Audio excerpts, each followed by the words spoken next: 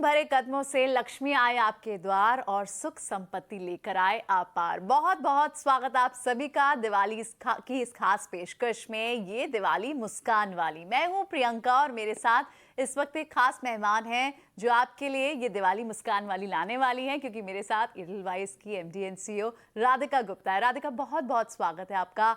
आपको दिवाली की, धनतेरस की, इन सभी फेस्टिविटीज की बहुत बहुत शुभकामनाएं। बहुत बहुत शुक्रिया, और आपके दर्शकों को, देश के सारे निवेशकों को दिवाली की, धनतेरस की, इस पूरे जो माहौल की बहुत बहुत शुभकामनाएं, खुशियाँ। राधिका, ज़्यादातर क्या होता है कि सितंबर, अक्टूबर ऐसे महीने होते हैं जब फेस्टिवल्स शुरू हो जाते हैं, लेकिन वो समय तब होता है, ये समय पिछले कुछ ट्रेंड देखें तो मार्केट के लिए थोड़े वॉलेटाइल रह जाते हैं, थोड़े से कष्टदायक होते हैं। अगर आप अक्टूबर के पहले 15 दिन का ही डेटा देखें तो एक बड़ा एफआईआईज का फ्लो गया बाजार में। जो पिछले 6 महीने में हमने जो गेंस देखे थे निफ्टी ने, वो सारे गेंस लगभग 5% आप सिर्फ पहले आखिरी हफ्ते में अक्टूबर के गवा देते हैं। तो ये जो समय है थोड़ा कष्टदायक होता है, थोड़ी मायूसी भी होती है, लेकिन जैसे जैसे बाजार निकलता है, समय निकलता है, फेस्टिविटीज़ की धूम आती है, तो लोगों के मन में एक आशा भी बनती है। ये आशा बननी ज़रूरी है कि धीरे ही धीरे पैसे बनते हैं। तो एक्चुअली सबसे बड़ा मूल मंत्र पैसा बनाने का क्या होता है? आई थिंक सबसे बड़ा मूल मंत्र ये होता है कि ये तो जो उतार चढ़ाव हैं, इनसे थोड़ा सा जूम आउट करना। अगर आप डे ऑन डे बाज़ार को देखेंगे तो कभी आपको वैल्यूएशन ज़्यादा लगेंगे, कभी आपको लगेगा जियोपॉलिटिकल फैक्टर्स हैं, कभी आपको यूएस इंटरेस्ट रेट्स की बात समझ में आएगी। और थोड़ा जब हम जूम आउट करते हैं और लंबे समय का देखते हैं तो हम पीछे रह के देख सकते हैं कि बाजार ने 5 साल में, 10 साल में सबके लिए पैसे बनाए हैं। हम सब ने कमाई की है, हम सब ने तरक्की की है, और हमारी बहुत खुशकिस्मती है कि हम इस दौर के हिंदुस्तान में रहते हैं जहां अगले 15-20 साल हमारी इकोनॉमी के लिए इतने अच्छे होंगे कि बस हम टिके रहे तो हमारा बहुत अच्छा होगा। तो जूम आउट करना मेरे हिसाब से बहुत ज़रूरी है। राधिका, जैसे अभी क्योंकि आप देखें भले ही शायद मैक्रो रीजन से फॉल आता हो, ग्लोबल जियोपॉलिटिकल एनवायरनमेंट जैसे भी हो, यूएस इकोनॉमी जैसे भी हो, इंडिया अब भी आउट परफॉर्म कर रही है दूसरी मार्केट्स को। आप फॉरेन ब्रोकरेज हाउस की रिपोर्ट्स देखें, चाहे सीएलएसए हो, नोमुरा हो, मॉर्गन स्टैनले हो, सभी ने कहीं ना कहीं इंडिया पर अपनी ओवरबॉट की ही राय दी है, और कई सारे रीजंस है। व्यूअर्स को ये हर बार इस बात का कॉन्फिडेंस भी दिलाना पड़ता है कि इंडिया के पास बड़े रीजंस क्यों है निवेश करने के लिए, बाहर के एफआईआईज क्यों वापस आएंगे हमारे पास। इनफैक्ट रिपोर्ट्स तो हम पढ़ते ही हैं, बहुत लोगों ने इंडिया को अपग्रेड किया है। मैं हाल ही में वर्ल्ड इकोनॉमिक फोरम के यंग सीईओज़ के कॉन्फ्रेंस में थी, और जब मैं आई तो मैंने लोगों को कहा यहाँ कि मुझे इतना गर्व होता है और इतनी खुशी होती है हिंदुस्तानी होने पर, क्योंकि जब मैं विदेशी यंग सीईओ से बात करती हूँ तो वो हमारी तरफ देखते हैं कि हम क्या क्या ऐसी चीज़ें कर रहे हैं जो हैरानदायक भी हैं, जो कॉपीएबल भी है अदर मार्केट्स में, चाहे हमारा डिजिटल पब्लिक इंफ्रास्ट्रक्चर हो या एसआईपी जैसा फिनोमेना हो। तो बहुत सारी चीज़ें एक साथ आ रही हैं। एक तो हमारी एक जो डेमोग्राफिक्स है, जो एक 70% की हमारी यंग प्रोडक्टिव पॉपुलेशन है, जो कंज्यूम कर रही है, जो काम कर रही है, वो बहुत यूनिक है। हम शायद वहाँ हैं जहाँ चीन 15 साल पहले था। एक हमारी ये जो पर कैपिटा इनकम है, जो करीब $2,500 है, 5,000 होने वाली है, जहां आदमी की बेसिक नीड्स, रोटी कपड़ा मकान पूरी हो गई हैं, और वो और तरह का लाइफस्टाइल बेटर करना चाहता है, वो इकोनॉमी में कंट्रीब्यूट करेगा। तो ये माइग्रेशन। और दूसरा हमारा जो प्राइवेट सेक्टर की एक एंटरप्रेन्योरशिप है, जो एनिमल स्पिरिट है। हिंदुस्तानी हमेशा एक बहुत अच्छा एंटरप्रेन्योर है, और जो ब्रेकआउट आपको अलग अलग इंडस्ट्रीज में दिखेगा। ये 3-4 चीज़ें साथ आ रही हैं। गवर्नमेंट पॉलिसी भी सपोर्टिव है, और इसलिए आप वो देख रहे हैं जो आप अभी हम देख रहे हैं। तो कभी कभी थोड़ा सा खुद को डिसबिलीव हो जाता है, निवेशकों को सस्पिशन सा हो जाता है कि ये रैली कैसी हो रही है, ये हिंदुस्तान में जो दिख रहा है ये अनबिलीवेबल तो नहीं है, लेकिन इसके बहुत मैक्रो और फंडामेंटल फैक्टर्स भी हैं। ऑलराइट, लेकिन राधिका, ये जो आउटफ्लोस होते हैं समय समय पर थोड़ा सा जो कॉन्फिडेंस को हिला देते हैं व्यूअर्स, इन्वेस्टर्स के, रिटेल इन्वेस्टर को, क्योंकि अगर आप देखें पीछे जो फॉल भी आया उसमें रिटेल इन्वेस्टर के भी बहुत स्टॉप लॉस कटे और उन्होंने भी एग्जिट किया। क्या किस तरह से उनको समझना चाहिए, क्योंकि मार्केट की वैल्यूएशन, स्टॉक मार्केट की वैल्यूएशन क्या ज़्यादा बढ़ गई थी इकोनॉमी से? क्या ये रिस्क एडजस्टेड रिटर्न थे? क्या कहीं ना कहीं मीन रिवर्जन हो रहा था? देखिए, एफआईआई आउटफ्लोज पे हम लोग आमतौर से बहुत सेंटिमेंटल हो जाते हैं, लेकिन एफआईआईज जो अपने डिसीजंस लेते हैं वो अपने कारण लेते हैं। अभी यूएस मार्केट में इंटरेस्ट रेट 5% के करीब हो गया है। तो अगर एक फॉरेन इन्वेस्टर के पर्सपेक्टिव से देखें जो सारे देशों में पैसे लगा सकता है, अगर उसको बाहर की अमेरिका की फिक्स्ड इनकम में 5% मिल रहा है, शायद वो और मार्केट्स की इक्विटी करने की उसकी गुंजाइश कम है। तो उसके अलग रीजंस हैं। अब आप वो जब आप रिटेल इन्वेस्टर हो तो आप फॉरेन निवेशक नहीं हो, आप तो ब्राज़ील और यूएस और चीन इन सारों में निवेश नहीं करते हो, आप तो ज़्यादातर हिंदुस्तान देखते हो। तो वो अपने नज़रिए से इंडिया को देखता है और निवेश को देखता है, आपको अपने नज़रिए से देखना ज़रूरी है। हाँ, डेटा है, मार्केट को शॉर्ट टर्म में फ्लोज इम्पैक्ट करेंगे, लेकिन लॉन्ग टर्म में मार्केट कॉर्पोरेट प्रॉफिट और अर्निंग्स के हिसाब से चलता है और वो इंडियन इकोनॉमी बताएगी। राइट, ये जो कॉर्पोरेट प्रॉफिट्स और निफ्टी की अर्निंग्स की हम बात करें, अगर हम एक क्यूमुलेटिव रिटर्न बताना हो इस संवत से अगले संवत तक, तो कितना आपको लगता है कि आ सकता है? देखिए, रिटर्न मार्केट का बताना बहुत मुश्किल होता है, लेकिन हमारे कॉर्पोरेट प्रॉफिट्स और अर्निंग्स ग्रोथ अब डबल डिजिट में आ गई है। अगर आप पिछला डेकेड देखें तो वो एक लॉस्ट डेकेड था शायद अर्निंग्स ग्रोथ का, लेकिन अब आप देख रहे हैं across sectors earnings growth double digit हो गई है। निफ्टी का जो ईपीएस है और मिड कैप स्मॉल कैप में भी आपको दिख रहा है।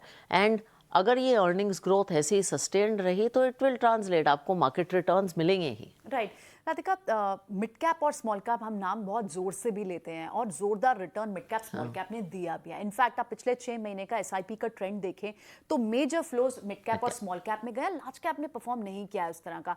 बहुत लोग कहते हैं फ्रेंजी है, फ्रॉथ है, सेटल हो जाएगी। मिड कैप और स्मॉल कैप को कैसे प्ले करना चाहिए इन्वेस्टर्स को? तो इस सवाल के दो हिस्से हैं एक्चुअली। एक तो हमारा मानना है कि मिड कैप और स्मॉल कैप को देखने का नज़रिया बदल जाना चाहिए। एक टाइम से जब हम मिड कैप सोचते थे तो बहुत छोटी कंपनियां सोचते थे, छोटी कॉर्पोरेट गवर्नेंस है, अभी इनका बताया नहीं जा सकता। आज सबसे छोटी मिड कैप कंपनी 20,000 करोड़ की है, एक average small cap company 12,000 crore की है। Correct. ये छोटी कंपनियां नहीं हैं, ये मार्केट लीडर्स हैं। अगर आपको एक लीडिंग डायग्नोस्टिक्स कंपनी चाहिए तो स्मॉल कैप में होगी, अगर आपको एक लीडिंग केमिकल्स या कैपिटल गुड्स कंपनी चाहिए तो वो मिड कैप में होगी। तो मुझे लगता है आने वाले हिंदुस्तान का पोर्टफोलियो सिर्फ एक लार्ज कैप पोर्टफोलियो नहीं रहेगा, क्योंकि लार्ज कैप में सिर्फ financials, energy, tech, 3-4 segment economy के अच्छे से कवर होते हैं। तो मिड कैप स्मॉल कैप से आप पूरी तरह भाग नहीं सकते, मैं ये कहना चाह रही हूँ। अब जहाँ तक फ्रॉथ की बात है, हमें लगता है स्मॉल कैप, मिड कैप, और हम बड़े फंड्स चलाते हैं यहाँ, कि वैल्यूएशंस बीच में है, लेकिन अर्निंग्स एक्सपेंशन अभी भी आ रही है और बहुत क्षेत्रों में यहाँ अपॉर्चुनिटी है।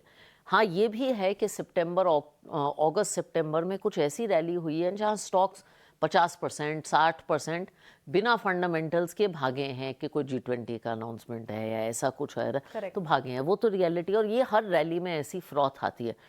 फंडामेंटली इसका अगर आप सुझाव पूछें इन रिटेल इन्वेस्टर के लिए, तो वो ये नहीं है कि आप सारा मिड कैप स्मॉल कैप बेच के मार्केट से बाहर निकले। शायद आप एक कंजर्वेटिव प्रोडक्ट में चल जाइए, जैसे मल्टी कैप है, उसमें लार्ज मिड स्मॉल का मिक्स है, आप वो कर सकते हैं। एसआईपी की यूज़ से आप मिड कैप स्मॉल कैप करिए, जिससे कि आप जो वॉलेटिलिटी है उसको थोड़ा इवन आउट करिए। ये तरीके हैं, इसको हैंडल बेटर करना है, अवॉइड नहीं कर सकते। ठीक है राधिका, अगर इसे हैंडल बेटर करना है तो थोड़ा से जो सेक्टर्स हैं जिनमें अच्छी खासी फंडामेंटल के रीजन से ही कई रेलवे स्टॉक्स चले, डिफेंस स्टॉक्स चले, उनके पास बड़ी ऑर्डर विजिबिलिटी है अगले 5-5, 10 सालों की, लेकिन इनकी स्टोरी अब भी क्या इंटैक्ट है? अगर नेशनल लॉजिस्टिक पॉलिसी आनी है और हमें कहीं ना कहीं उसको लॉजिस्टिक पॉलिसी के हिसाब से कॉस्ट भी कम करनी है इंडिया को, तो क्या अब भी आप लगता है कि कैपेक्स, रेलवे कैपेक्स, ये एक बड़ी लॉन्ग टर्म स्टोरी है? हम किस फेज में है अब भी? तो देखिए, हम ये जो पूरा प्राइवेट कैपेक्स की थीम है, इसमें हम काफ़ी बुलिश हैं। हमें लगता है बहुत टाइम तक अगर आप मार्केट का भी पार्टिसिपेशन देखें तो कुछ ही तरह के स्टॉक्स थे, कंजम्पशन रिलेटेड स्टॉक्स थे, लेकिन इंडिया में अब एक मेजर कैपेक्स ड्रिवन मूवमेंट आएगा। पहले सरकारी कैपेक्स से शुरू हुआ था, अब प्राइवेट कैपेक्स। आज हिंदुस्तान में कैपेसिटी यूटिलाइजेशन 75-76% है, जो कि बिल्कुल पीक पे है, ये जानना बहुत ज़रूरी है। दूसरा, आपके यहाँ 2-3 चीज़ें और होनी है। एक तो लेबर कॉस्ट बहुत कम है, तो जो मैन्युफैक्चरिंग सेंसिटिव इंडस्ट्रीज़ हैं, टुडे इंडिया को एक बहुत लेबर कॉस्ट का एडवांटेज है। पीएलआई एक ऐसी स्कीम आई है सरकार की जिसने कम्पेटिटिव मैन्युफैक्चरिंग बहुत क्षेत्रों में बड़ी कर दी है, बड़ी अपॉर्चुनिटी कर दी है। हमने इसका सक्सेस मोबाइल फ़ोन, सेमीकंडक्टर्स में ऑलरेडी देखना शुरू किया है। तो बहुत सारे फैक्टर्स साथ आ रहे हैं जो इस प्राइवेट कैपेक्स और मैन्युफैक्चरिंग मूवमेंट को आगे करना है। अब इसमें भी लेकिन आपको सिलेक्टिव होना पड़ेगा। आपने रेल स्टॉक्स की बात की, आपने डिफेंस स्टॉक्स की बात की, ऑर्डर बुक्स बहुत कंपनीज के फुल है। इनफैक्ट डिफेंस में तो लोग कहते हैं कि 20-20 साल के ऑर्डर बुक्स Correct. फुल हैं, लेकिन फिर भी आपको कंपनी की फंडामेंटल्स जाके देखनी पड़ेंगी कि वो 50% रैली इसलिए हुई है क्योंकि कुछ फंडामेंटल अर्निंग्स हैं या क्योंकि कुछ पोटेंशियल अनाउंसमेंट्स हैं जो अर्निंग्स में ट्रांसलेट नहीं करने।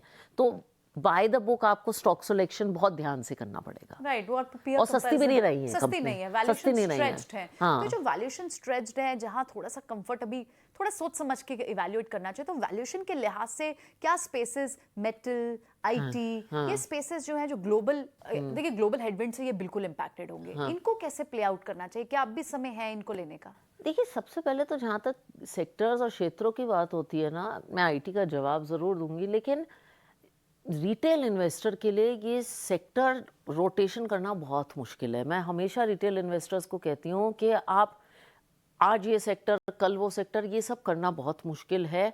आप डाइवर्सिफाइड फंड्स की तरह करिए, क्योंकि उसमें फंड मैनेजर चॉइस करेगा कि भाई कैपेक्स थीम ओवरवेट करना है या टेक करना है, क्योंकि आप एंट्री तो कर लेते हैं, आपको एग्जिट करना बहुत मुश्किल हो जाता है। Sure. और मुझे लगता है कि अगर आप दोबारा लंबे समय की बात करें, हिंदुस्तान की 10 साल की इकोनॉमी देखें, तो वो एक सिंगल सेक्टर स्टोरी हो नहीं सकती। मल्टीपल सेक्टर्स में आपको अपॉर्चुनिटी आएगी। बहुत लोगों ने आईटी फंड्स वगैरह लॉन्च किए हैं। हमने अभी थोड़ा वेट करना ज़रूरी समझा है, क्योंकि आईटी अर्निंग्स, जैसे कि आपने इस क्वार्टर भी देखा, थोड़ा सा स्ट्रेस आया है। And we think it is better to wait and watch. Global headwinds बहुत हैं Sure. इस सेगमेंट में, और आईटी एक बहुत ग्लोबली इन्फ्लुएंस सेक्टर है। लेकिन एक सम पॉइंट इस पे वैल्यूएशन कंफर्ट आएगी और ये बहुत अट्रैक्टिव लगने लगेगा। ट्रू, लेकिन वही बात है कि क्लैरिटी अब भी नहीं है। कुछ मिड कैप आईटी कंपनीज की बात करें तो वो कहते हैं H2 में बेटर होगा, तो वो स्पेस अभी भी क्लियर और नहीं। जब तक हमें क्लैरिटी नहीं लगती, हमें लगता है ओवरवेट पोजीशन लेनी नहीं चाहिए। तो अपने फंड्स में हम न्यूट्रल पे बैठे हैं और देख रहे हैं। तो राधिका, क्या क्लैरिटी इस बात की क्लियर है कि जितनी भी पावर एनर्जी थीम की हैं, पावर वैल्यू चेन को ही आप देख लें, उसमें चाहे जनरेशन से लेके ट्रांसमिशन से लेके डिस्ट्रीब्यूशन में, उनमें कई सारी कंपनियां खूब चल भी चुकी हैं, लेकिन इनकी स्टोरी अभी कितनी स्ट्रांग है, कितनी और अभी तक कितना दम और बाकी है? 50% कई कंपनियां चल चुकी हैं। और यही मैंने जिक्र किया कि अब मैं स्पेसिफिक कंपनीज का नाम नहीं लेना चाहती, लेकिन कुछ कंपनीज हैं जो 50% चल चुकी हैं, और इनका बेसिस देखना पड़ेगा। ये कंपनीज, और इनमें ये पब्लिक सेक्टर कंपनीज हैं, तो इनमें अलग सेट ऑफ चैलेंजेस हिस्टोरिकली थे, अभी भी रहेंगे। तो हम थोड़ा वेट करना चाहेंगे। ऑलराइट राधिका, लेकिन अब जो एक नई थीम है, क्या धीरे धीरे बाजार, क्योंकि अपने हॉर्सेस चेंज करता है, स्मार्ट इन्वेस्टर जो मनी पार्क करता है वो कहीं ना कहीं डिफरेंट थीम्स पे करता है। एक टाइम था जब ईवी, ऑटो, एंसिलरी खूब बूम पे थी, पावर वैल्यू चेन चली। अब क्या oil and gas capex theme से, oil and gas value chain से जुड़ा हुआ एक समय चल रहा है? यार, यही तो प्रॉब्लम है। मुझे लगता है कि ये जो इन्वेस्टर थीम में रोट, मैं आपको एक स्टडी बताती हूँ जो हमने की। हमने चेक किया कि अगर एक इन्वेस्टर 2008 से सबसे पॉपुलर थीम में निवेश करता, एक टाइम पे बॉन्ड्स बहुत पॉपुलर थे, इंफ्रास्ट्रक्चर बहुत पॉपुलर होगा, फार्मा की बड़ी थीम चली, फिर मिड कैप्स चले, फॉरेन फंड्स चले, आप हर थीम में इन्वेस्ट करते, तो आपका रिटर्न निफ्टी से 2% कम होता अगर आप हर टाइम की करेक्ट थीम में इन्वेस्ट करते। दैट इज़ वाई मैं ये थीमेटिक इन्वेस्टिंग से काफ़ी भागती हूँ, क्योंकि कुछ थीम्स हैं देश में जो बहुत स्ट्रक्चरल हैं। कंजम्पशन जैसे एक बहुत स्ट्रक्चरल थीम है, फाइनेंशियल्स जैसे एक बहुत स्ट्रक्चरल थीम है, जैसे मेटल्स की बात करें, ऑयल की बात करें, ये बहुत सिक्लिकल चीज़ें हैं, और सेक्टर की एंट्री और एग्जिट करना निवेशक के लिए बहुत मुश्किल हो जाता है। ओके, तो यानी इस तरह से अगर लेकर चलना है, तो एक बैलेंस्ड व्यू बनाने के लिए आप कुछ हमें अगर बता सकते हैं इन्वेस्टर को कि उन्हें एक्चुअली अपना मनी पार्क कैसे करना है? हाँ, तो आई थिंक एक इन्वेस्टर को जिसको इक्विटी में पैसे डालने हैं, आज के लिए उसके लिए मल्टी कैप फंड बेस्ट है, क्योंकि उसमें लार्ज, मिड और स्मॉल का मिश्रण है। पूरी इंडियन इकोनॉमी के जो लीडर्स हैं वो इन तीनों सेगमेंट्स में प्रेजेंट हैं, तो 30-40% लार्ज, 30% मिड, 30% स्मॉल, ये एक बहुत ही सिंपल सोल्यूशन है।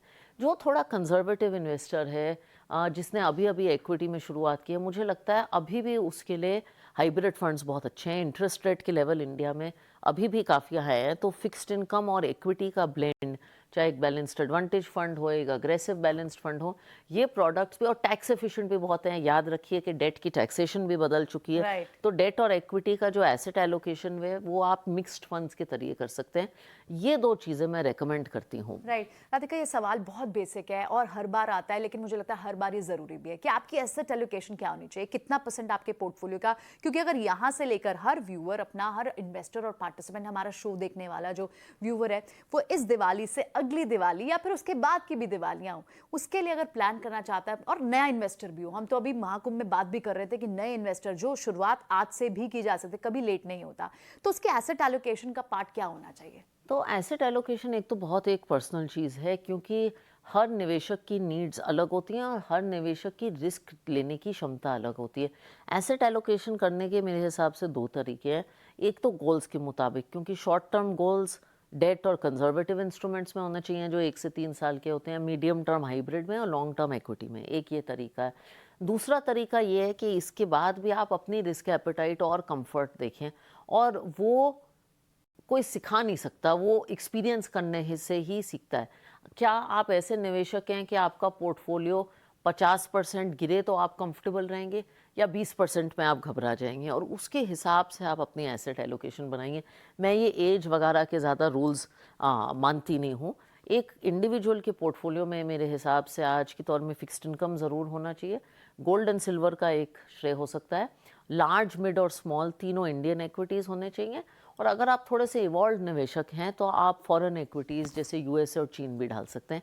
इससे एक पूरा पोर्टफोलियो बन जाता है। Sure. Radhika, one last question, क्योंकि आपके तो प्राइमरी मार्केट से जुड़े हुए भी फंड है, आईपीओ मार्केट, क्योंकि पीछे के जो अभी पिछले 2 साल में जो आईपीओज आए ना, उन्होंने मल्टीफोल्ड रिटर्न्स दिए, कई सारे आईपीओ ऐसे आए हैं, तो is it wise to actually, इस पे क्या स्ट्रैटेजी होनी चाहिए, कि आईपीओ फंड भी एक आपकी स्ट्रैटेजी में होना चाहिए?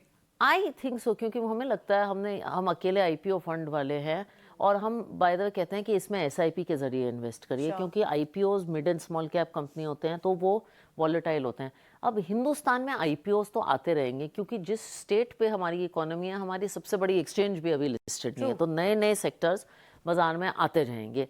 और आईपीओज में लेकिन समस्या क्या है, अच्छे भी आईपीओज आते हैं, लेकिन बहुत लोगों ने आईपीओज में पैसे भी खोए हैं। हाँ। आमतौर से हम लोग देखते हैं कि लोगों को सिलेक्शन करना नहीं आता है, ग्रे मार्केट प्रीमियम जैसी चीज़ें देखते हैं।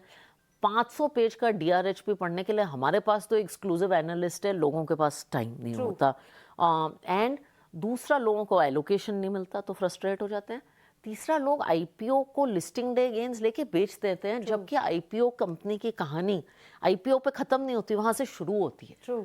एंड तभी हमें लगता है शायद एसआईपी के जरिए एक फंड में निवेश करें तो आपके लिए बेहतर हो सकता है। चलिए ठीक है, बिल्कुल, बहुत बहुत शुक्रिया अपना राधिका, ये सारा निचोड़ हमने कोशिश तो किया अपने व्यूअर्स के लाने के लिए दिवाली पर ये खास कार्यक्रम, ताकि आपके पास इक्विटी मार्केट्स की और किस तरह से एसआईपी के रूट से आप अपने निवेश को, अपने इन्वेस्टमेंट को और फ्रूटफुल बना पाएं, ये पूरी कोशिश हमने इस शो में आपके लिए लेकर आने की कोशिश की है। बहुत बहुत शुक्रिया राधिका।